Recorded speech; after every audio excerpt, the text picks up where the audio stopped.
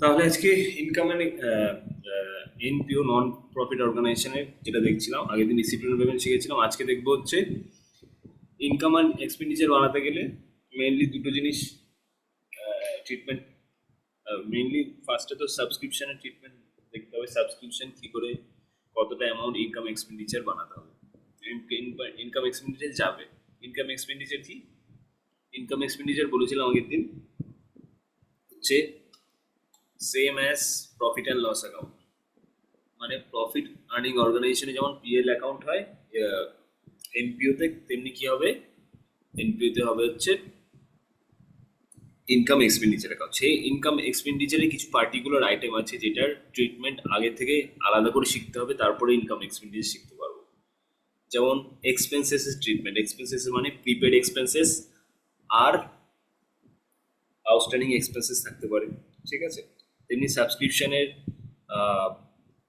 Advance subscription হচ্ছে income. কোনো এনপিওতে subscription মানে চাঁদা পাচ্ছি আমি, সেটা হচ্ছে আমার ইনকাম, ঠিক আছে।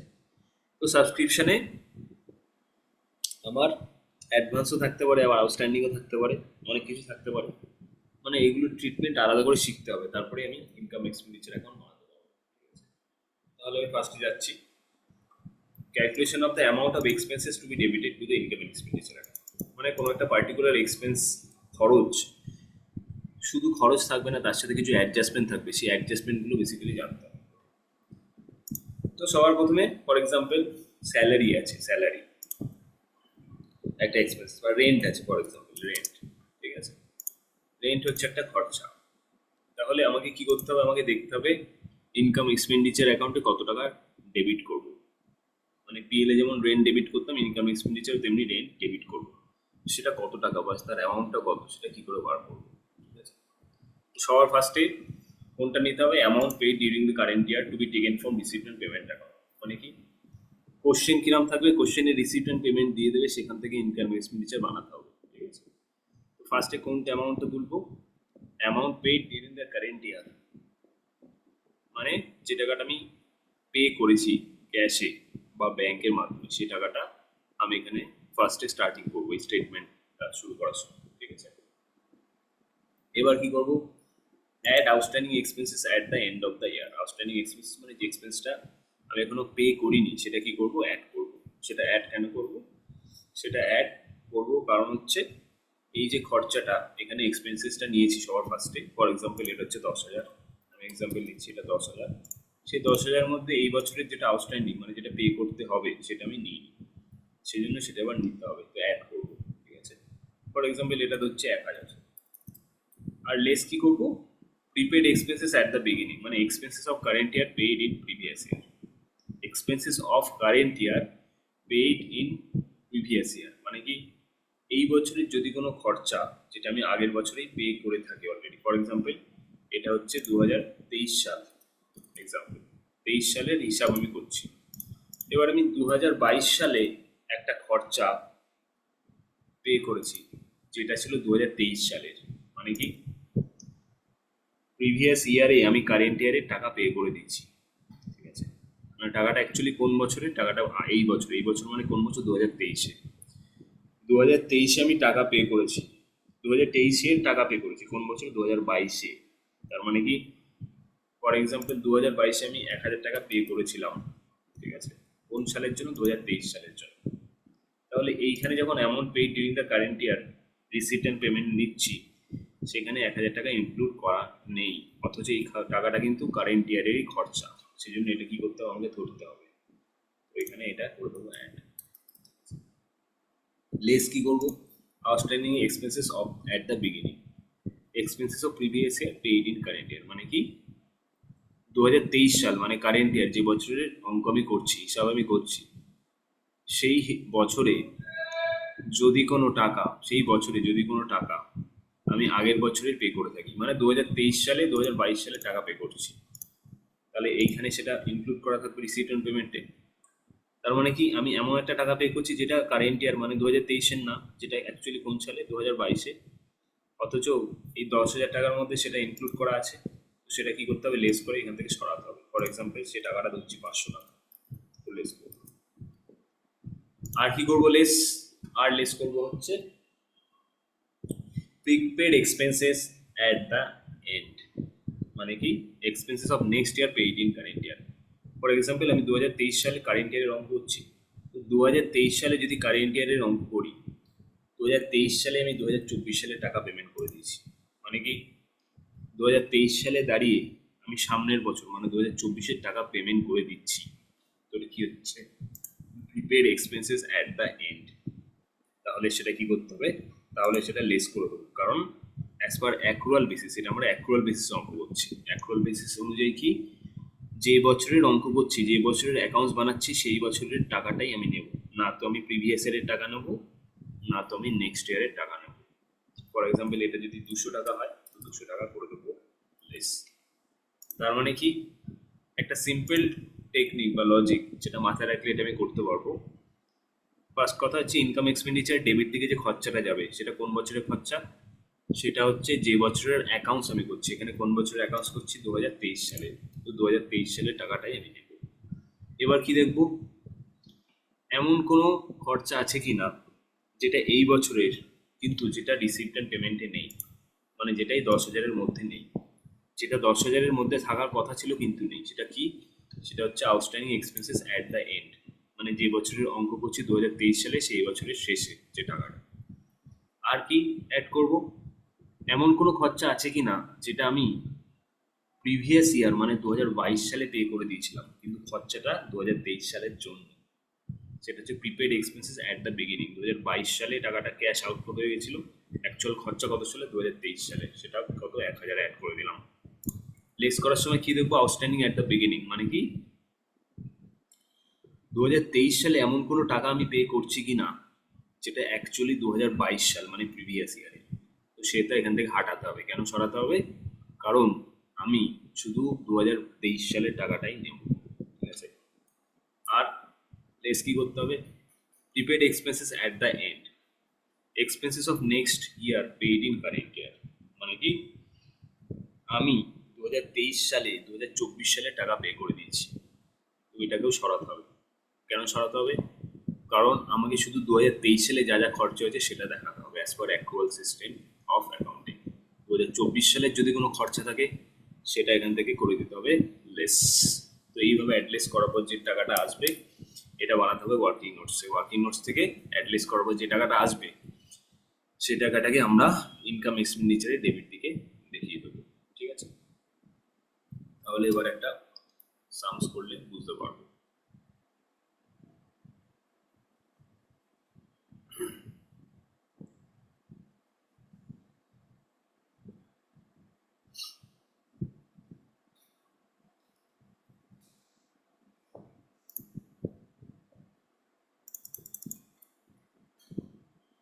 এখানে ইলাস্ট্রেশন 3 দিয়েছে কোশ্চেন। ইলাস্ট্রেশন 3 তে কি বলা আছে, suppose salaries paid for 2022 is 20,000। Salaries paid মানে কি টাকাটা অ্যাকচুয়ালি ক্যাশ আউটফ্লো হয়েছে, মানে টাকাটা আমার পকেট থেকে বেরিয়েছে, ঠিক আছে। কত টাকা, সেটা হচ্ছে 2022 সালে 23,000 টাকা পে করেছে।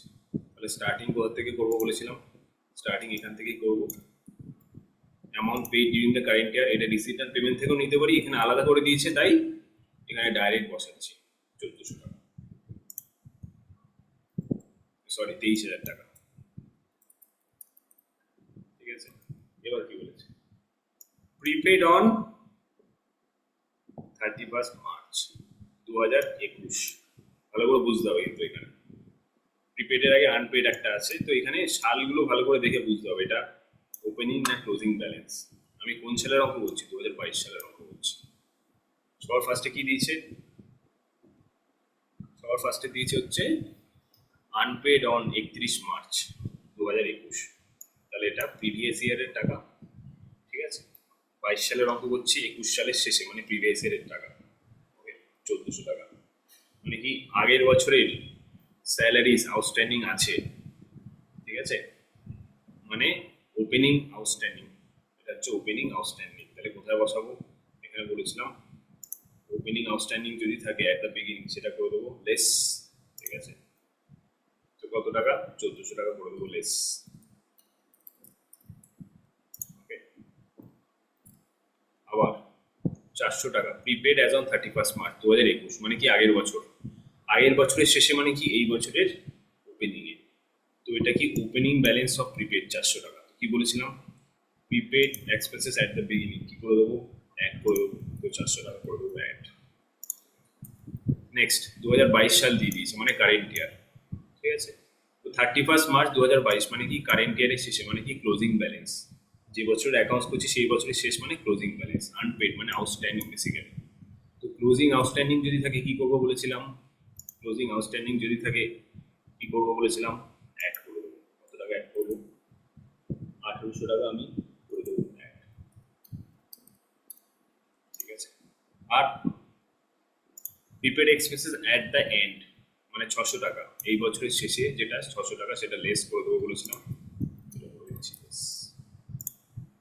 ফাইনালি কত টাকা আসবে, ফাইনালি আসবে হচ্ছে 23,200 টাকা।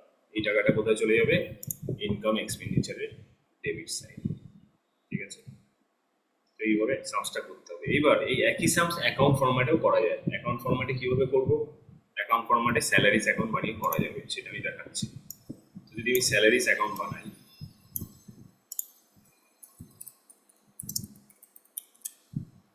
যদি আমি বানিয়ে স্যালারিজ অ্যাকাউন্ট,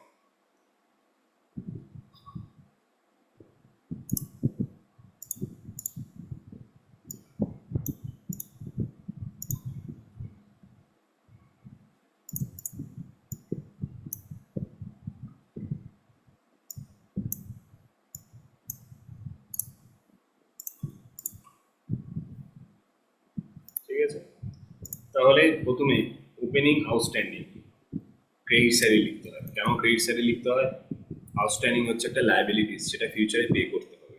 ঠিক আছে, তো যেহেতু আউটস্ট্যান্ডিং হচ্ছে একটা লায়াবিলিটিস যেটা ফিউচারে পে করতে হবে, সেই জন্য কি করবো, ক্রেডিট সাইডে প্রথমে লিখবো বাই স্যালারিজ আউটস্ট্যান্ডিং অ্যাকাউন্ট, কত 1/4/2021।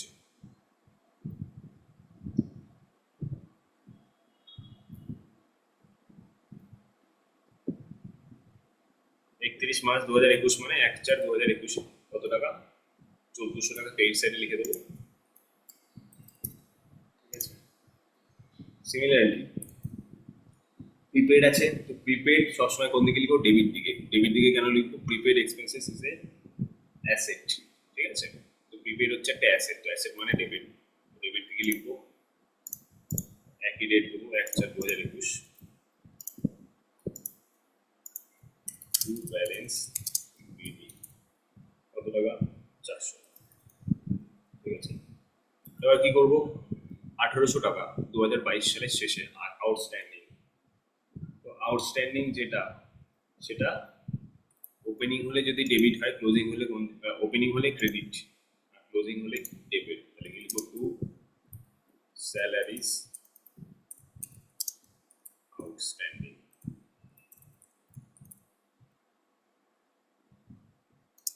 কত টাকা, 1800 টাকা। ঠিক আছে, আর প্রিপেডও ক্লোজিং আছে। প্রিপেড ওপেনিং যদি ডেবিট হয়, এটা টু ব্যালেন্স বিডি না, এটা হবে to prepaid salaries opening prepaid. Opening prepaid যদি ডেবিট হয়, ক্লোজিং প্রিপেড কোন দিকে হবে, ক্রেডিট দিকে। তো লিখবো বাই প্রিপেড স্যালারিজ কত টাকা, 600 টাকা। এবার কি 23,000 টাকা পে করেছি স্যালারিজ, তো স্যালারিজ পে করলে এন্ট্রি কি হবে, salaries account debit two cash account. লিখবো এখানে 31 মার্চ 2022, ক্লোজিং এর ডেট গুলো 31 মার্চ 2022 হবে সব। কত টাকা পে করেছি, 23,000 টাকা। ঠিক আছে, তো এবার টোটাল করলে, ব্যালেন্সিং ফিগার করলে বেরিয়ে যাবে ইনকাম এক্সপেন্ডিচারে কত টাকা যাবে।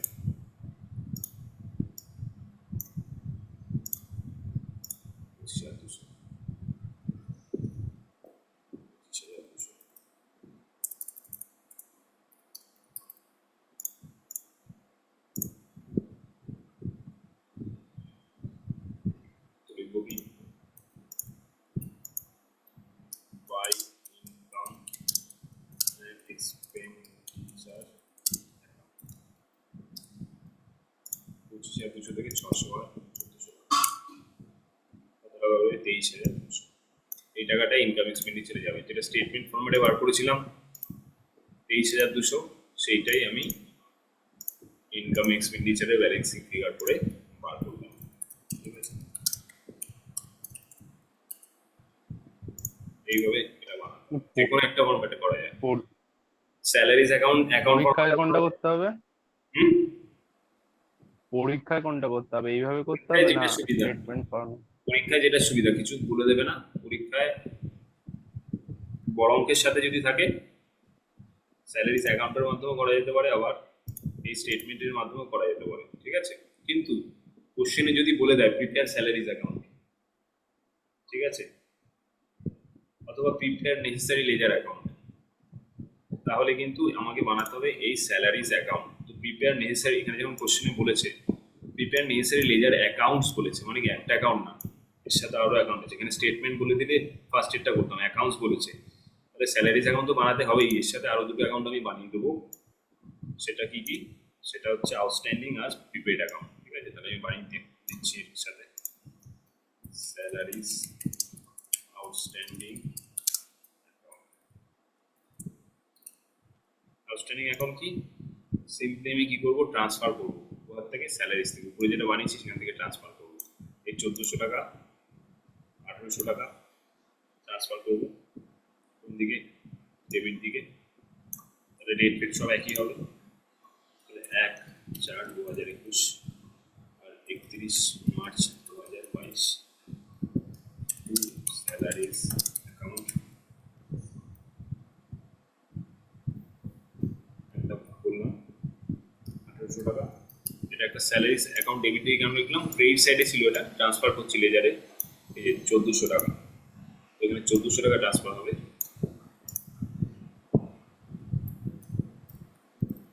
আর কোন দিকে হবে, ওটা 1/4/2021। ঠিক আছে, আর যেটা আছে হচ্ছে এই একটা আছে 31 মার্চ 2022 এটা ট্রান্সফার হবে।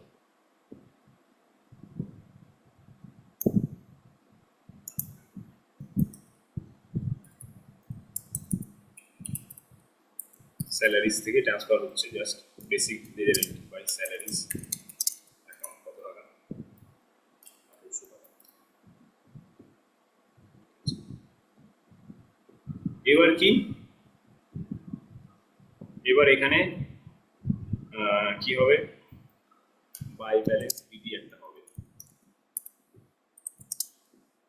বাই ব্যালেন্স বিডি কেন হচ্ছে, কারণ এই যে 1400 টাকাটা ছিল এটা আমাকে ওপেনিং ব্যালেন্স হিসেবে দেখাতে হবে। ঠিক আছে, ওপেনিং ব্যালেন্স হিসেবে দেখাতে হবে। বেসিক্যালি কি আমি বলছি, এখানে ব্যাপারটা কি হচ্ছে, এখানে 1-2 করে আমরা বুঝিয়ে দিচ্ছি। স্যালারিজ আউটস্ট্যান্ডিং অ্যাকাউন্ট, সবার ফার্স্টে আমি এই ট্রান্সফার এন্ট্রিটা করবো, এটা হচ্ছে স্টেপ 1। ঠিক আছে, ট্রান্সফার এন্ট্রিটা কেন করবো, অ্যাকচুয়ালি আমি এটা ওপেনিং ব্যালেন্সটা লিখছি 1400 টাকা। ঠিক আছে, প্রত্যেকে পেলাম, কোশ্চেনে দেওয়া ছিল 1400 টাকা, এই যে opening balance of salaries outstanding, এটা হচ্ছে স্টেপ 1। স্টেপ 2-তে কি করছি, স্টেপ 2-তে এই টাকাটাই আমি স্যালারিজ অ্যাকাউন্টে ট্রান্সফার করছি। এই স্টেপ 2 স্যালারিজ অ্যাকাউন্ট, যেটা উপরে স্যালারিজ অ্যাকাউন্টে 1400 টাকা আছে। ঠিক আছে, সিমিলারলি এখানে 31 মার্চে বাই স্যালারিজ অ্যাকাউন্ট 1800 টাকা ট্রান্সফার করলাম, সেটা কোথা থেকে পেলাম, সেটা হচ্ছে ক্লোজিং যে ব্যালেন্সটা 31 মার্চ 2022।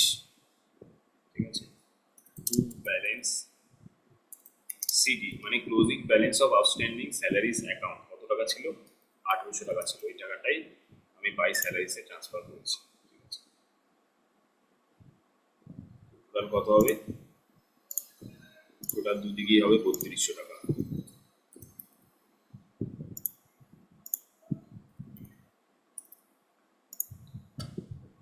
টোটাল দুদিকেই হবে 3200 টাকা। এবার ব্যালেন্স সিডিটা কি করে দেবো, ব্যালেন্স বিডি বাই ব্যালেন্স পরের বছর 1 তারিখ, মানে 1/4/2022। মানে ব্যাপারটা ফার্স্ট থেকে বলছি কি হচ্ছে, প্রথমে ওপেনিং ব্যালেন্স অফ আউটস্ট্যান্ডিং ক্রেডিটে থেকে ক্রেডিটে লিখলাম, সেই টাকাটা আমি কোথায় ট্রান্সফার করছি, স্যালারিজ অ্যাকাউন্টে। ঠিক আছে, similarly closing balance of outstanding কোন দিকে থাকে, ডেবিটে থাকে, সেই টাকাটা কোথায় ট্রান্সফার করছি, আবার স্যালারিজ। তাহলে এটা স্টেপ 1, স্টেপ 2, স্টেপ 3 হচ্ছে এটা, আর স্টেপ 4 হচ্ছে এটা, ঠিক আছে। আর সবার লাস্টে এটা, মানে এটা স্টেপ 5। ওকে, একটা অঙ্ক ভালো করে বুঝলে যে কোনো অঙ্ক বুঝতে যাবে। সিমিলারলি স্যালারিজ প্রিপেড অ্যাকাউন্টও বানাতে পারি, আউটস্ট্যান্ডিং যেমন বানিয়েছি তেমনি স্যালারিজ প্রিপেড অ্যাকাউন্টও বানাতে পারি, যেটি প্রিপেড স্যালারিজ, ঠিক আছে। তো প্রিপেড স্যালারিতে সবসময় কি ব্যালেন্স থাকে, ডেবিট ব্যালেন্স থাকে, কারণ এটা একটা অ্যাসেট, ঠিক আছে। ব্যালেন্স বিডি কত টাকা ছিল, 400 টাকা ছিল, সেইটাই আমি কোথায় ট্রান্সফার করছি, বাই স্যালারিজ, মানে এটা লেজার পোস্টিং করে দিয়েছি 400 টাকাটাই স্যালারিজ অ্যাকাউন্টে, একই ডেটে হবে।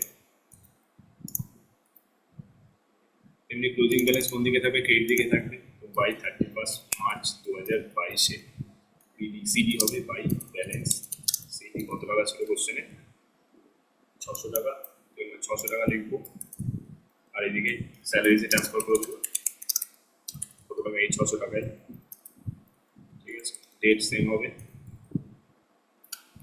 তাহলে এখানে স্টেপ 1 কি ছিল, স্টেপ 1 ছিল এটা, স্টেপ 2 ছিল এটা, স্টেপ 3 ছিল এটা, স্টেপ 4 হলো এটা,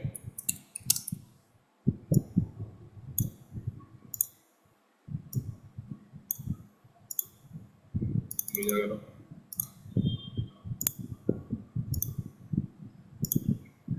দুদিকেই কত হবে, 1000 টাকা।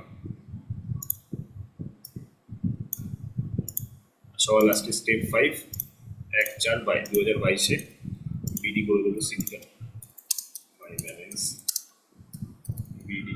স্টেপগুলো বইতে মার্ক করে রাখবে কোন স্টেপের পর কোনটা হচ্ছে, নাহলে পরে ভুলে যাবে। বইতে সলিউশনটা আছে একইভাবে, বাট স্টেপসগুলো এইভাবে মার্ক করে রাখলে ভুলে যাবে। Okay, salary prepaid account by balance CD, আর sorry, to salaries account, to salaries account, বিডিটা এইদিকে হবে না, অ্যাকচুয়ালি বিডিটা হবে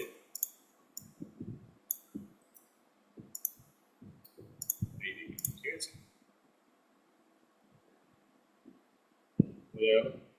ডেবিট দিকে হবে বিডি।